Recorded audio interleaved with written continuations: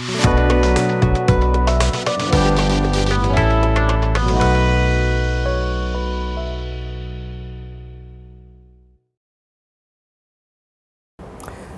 علیکم، افتخار ٹاکس میں خوش آمدید۔ میں ہوں ڈاکٹر افتخار۔ محترم ناظرین، نیگریلیا یعنی انسانی دماغ کو کھا جانے والے امیبا کے بارے میں ہماری ویڈیو کو اکثر دوستوں نے بہت پسند کیا، جس کے لیے ہم آپ سب کے بہت شکر گزار ہیں۔ لیکن اس ویڈیو پر مجھے بہت سارے سوالات بھی موصول ہوئے، جن میں سے بعض سوالات تو بہت اہم اور پریکٹیکل تھے، اس لیے میں نے یہ ضروری سمجھا کہ آپ کو ان کے تسلی بخش جواب جو ہیں وہ مہیا کیے جائیں۔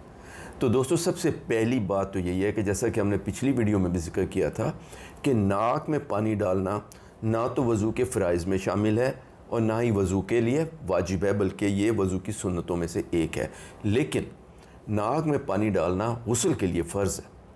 اچھا، اب اس کا حل بہت ہی آسان ہے، اور اس طریقے سے نہ صرف آپ غسل مکمل طریقے سے کر سکیں گے، بلکہ وضو میں بھی ناک میں پانی ڈالنے کی سنت انشاءاللہ پوری کر لیں گے۔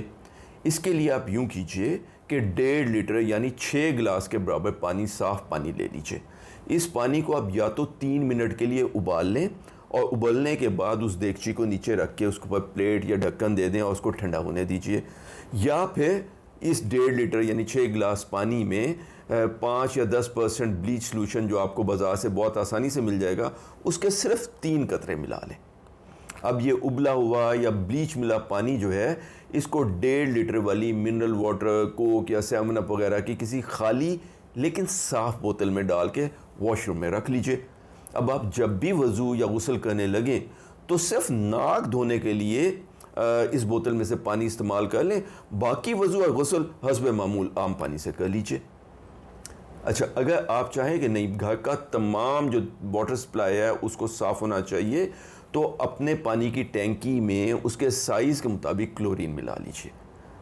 اس مقصد کے لیے آپ کلورین کی گولی بھی استعمال کر سکتے ہیں، اور گولی کے ڈبے پہ بڑی آسان ہدایات میں یہ لکھا ہوتا ہے کہ کس مقدار پانی میں کتنی گولیاں ڈالنے کی ضرورت ہے۔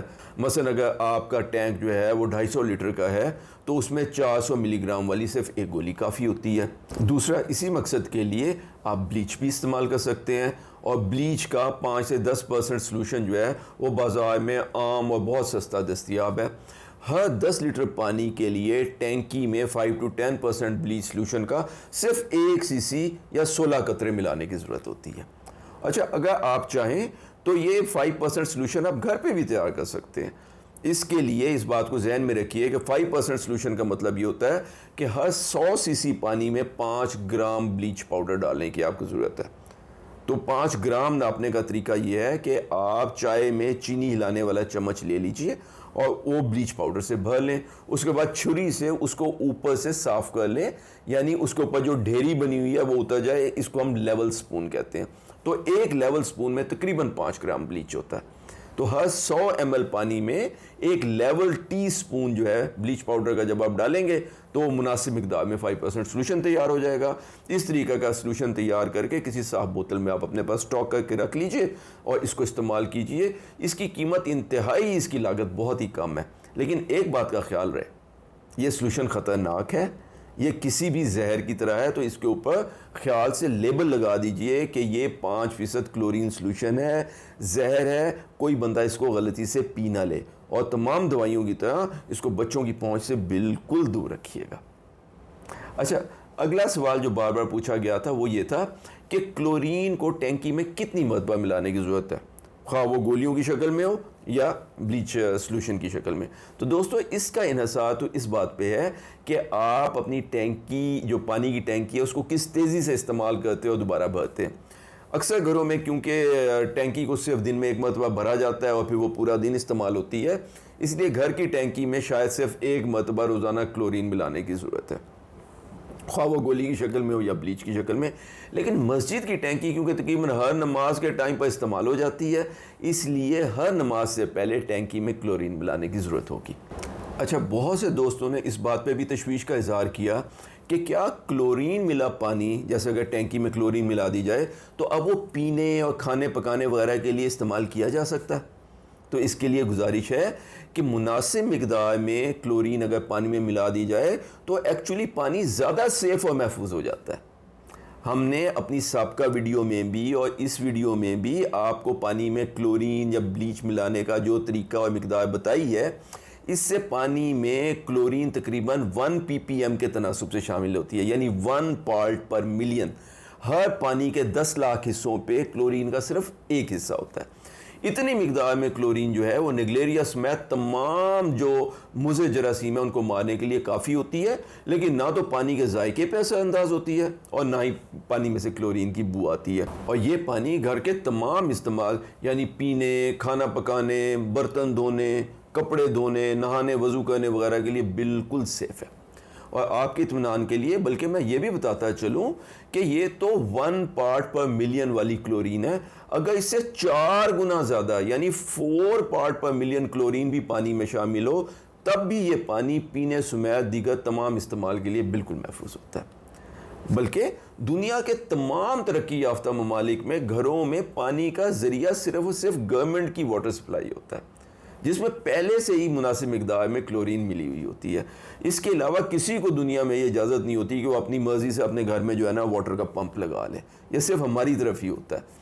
اس لیے پانی کی سپلائی میں کلورین ملانے سے نہ صرف نیگلیریا بلکہ پانی میں موجود اکثر نقصان دہ جراثیم کا خاتمہ ہو جاتا ہے، جو کہ گیسٹرو، ہیضہ، پیچش اور سینکڑوں دوسری بیماریوں کا سبب بنتے ہیں۔ اسی لیے دوستو پانی میں کلورین کی آمیزش دنیا میں سیف واٹر سپلائی کا ضروری حصہ سمجھی جاتی ہے۔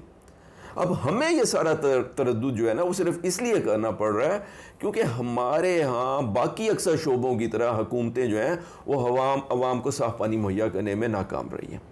آپ ذرا سوچئے کہ کراچی جو کہ 1,80,00,000 کی آبادی کے ساتھ دنیا کا تیسرا بڑا شہر ہے، اس میں پانی کی سپلائی کا سرے سے کوئی سرکاری انتظام ہے ہی نہیں، اور سب امیر ہوں یا غریب سب کو ٹینکر مافیا نے یرغمال بنایا ہوا ہے۔ اب ٹینکروں کا پانی کس قدر صاف ہوتا ہے اس کا فیصلہ آپ اپنے دل سے لے لیجئے۔ اسی لیے ہماری گزارش یہ ہے کہ جہاں تک کلورین کے استعمال کی بات ہے تو نہ صرف یہ جو 5 نیگلیریا کے خطرے کے مہینے ہیں یعنی مئی سے ستمبر، نہ صرف ان مہینوں میں آپ اپنی پانی کی سپلائی میں مناسب مقدار میں کلورین ملائیں بلکہ پورا سال ملائیں کہ تاکہ آپ پیٹ کی باقی بیماریوں سے محفوظ رہیں۔ پوری دنیا میں کلورین پانی میں ملانا، مناسب مقدار میں پانی میں ملانا بالکل ایک سٹینڈرڈ پروسیجر ہے۔ اچھا ناظرین، ایک اور سوال بھی متعدد دفعہ پوچھا گیا، وہ یہ ہے کہ کیا نیگلیریا جو ہے وہ کان کے ذریعے جسم میں داخل ہو سکتا ہے؟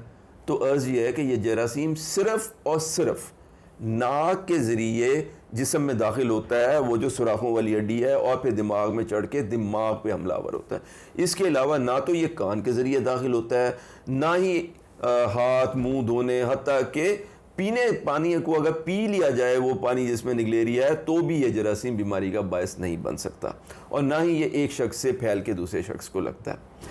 اسی طرح بالکل تازہ پانی جو ٹیوب ویل یا نلکے کے نل سے نکل رہا ہو، اس میں بھی نیگلیریا کے امکانات بہت کم ہوتے ہیں۔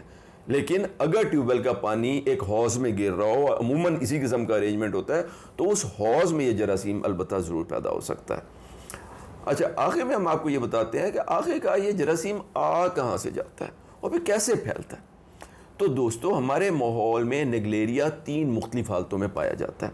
جو پہلی حالت ہے اس کو سسٹک فارم کہتے ہیں، یعنی جب بھی حالات نیگلیریا کے لیے غیر سازگار، غیر مناسب ہوتے ہیں، مثلا سردیوں کے موسم میں جب پانی بہت ٹھنڈا ہو جاتا ہے تو یہ جراثیم خود کو ایک خول یعنی ایک کیپسول میں بند کر لیتا ہے۔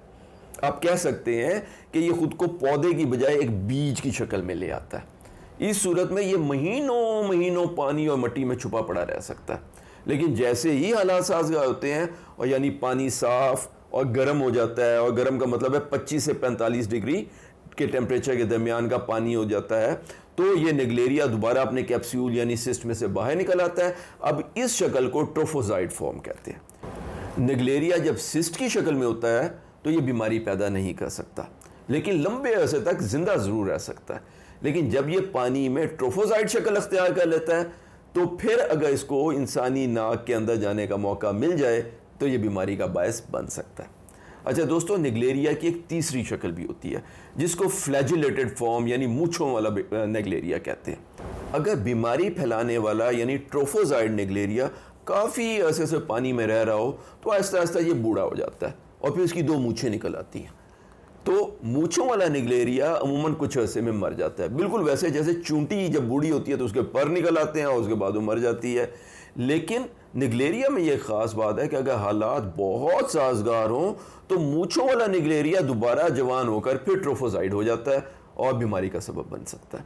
اچھا، اب رہی یہ بات کہ اس بیماری نے آخر پچھلے 15 سال میں ہی پاکستان کا رخ کیوں کر لیا ہے. تو دوستو اس بارے میں واقعی ہمیں بہت سوچ و بچار اور تحقیق کی ضرورت ہے، جو بدقسمتی سے اس رفتار سے نہیں ہو رہی جس رفتار سے شاید ہونی چاہیے.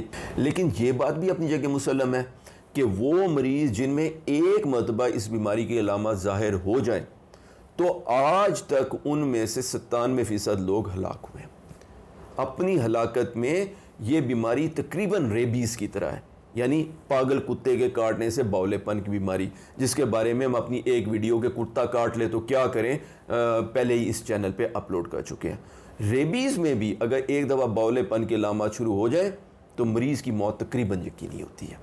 اس لیے دوستو احتیاط ضروری ہے.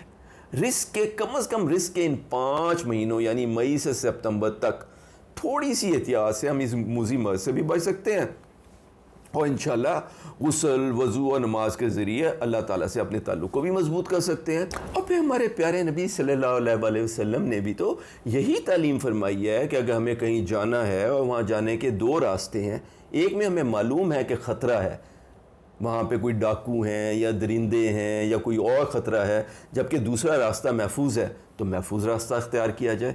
اور اس کے لیے ہمیں صرف اتنا ہی تو کرنا ہے کہ جب غسل کریں یا وضو کریں تو صرف ناک دھونے کے لیے یا تو ابلا ہوا یا کلورین ملا ہوا پانی تیار کر لیں.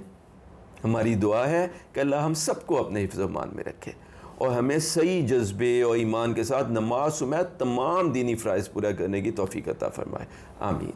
تو ناظرین، اگر آپ کو ہماری یہ آج کی ویڈیو پسند آئی ہو تو اسے لائک ضرور کیجیے گا، ہمارے چینل افتخار ٹاک کو سبسکرائب کر لیں اور ہاں بیل آئیکن ضرور دبائیے گا، کیونکہ ہم ہر ہفتے اسی طرح کی معلوماتی، دلچسپ اور مفید ویڈیو آپ کے لیے ہر بدھ اور اتوار کو اپلوڈ کرتے ہیں. اپنا اور اپنے آس پاس کے لوگوں کا بہت خیال رکھا کریں. اللہ ہم سب کا حامی و ناصر ہو. السلام علیکم ورحمۃ اللہ وبرکاتہ.